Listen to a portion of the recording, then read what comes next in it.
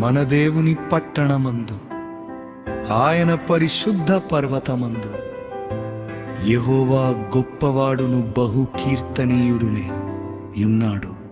ఉత్తర దిక్కున మహారాజు పట్టణమైన సియోను పర్వతము రమ్యమైన ఎత్తుగల చోట నుంచబడి సర్వభూమికి సంతోషకరముగానున్నది.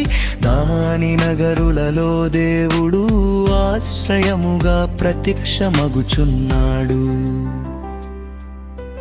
రాజులు కూడిరి, వారు ఏకముగా కూడి వచ్చిరి. వారు దాని చూచిన వెంటనే ఆశ్చర్యపడిరి. భ్రమపడి త్వరగా వెళ్ళిపోయిరి. వారచ్చటనుండగా వణకును ప్రసవించు స్త్రీ వేదనయు వారిని పట్టెను. తూర్పు గాలిని లేపి తర్షీషు ఓడలను నీవు పగులగొట్టుచున్నావు. సైన్యములకధిపతియగు యెహోవా పట్టణమునందు మన దేవుని పట్టణమునందు మనము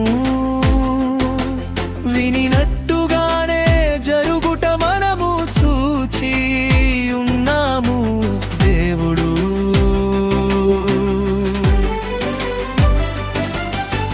నిత్యముగా దానిని స్థిరపరచి ఉన్నాడు.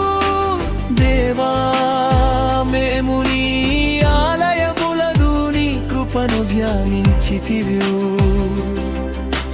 దేవా, నీ నామము ఎంత గొప్పదో, నీ కీర్తియు భూదిగంతముల వరకు అంత గొప్పది. నీ కుడి చెయ్యి నీతితో నిండి ఉన్నది, నీ న్యాయ విధులను బట్టి. సియోను పర్వతము సంతోషించునుగాక, యూదా కుమార్తెలు ఆనందించుదురుగాక. ముందు రాబోవు తరములకు దాని వివరము మీరు చెప్పునట్లు సియోను చుట్టూ తిరుగుచు దాని చుట్టూ సంచరించుడి. దాని బురుజులను లెక్కించుడి. దాని ప్రాకారములను నిదానించి చూడుడి. దాని నగరులలో సంచరించి వాటిని చూడుడి.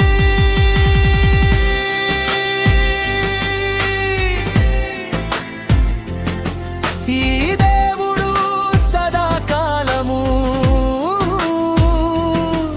మనకు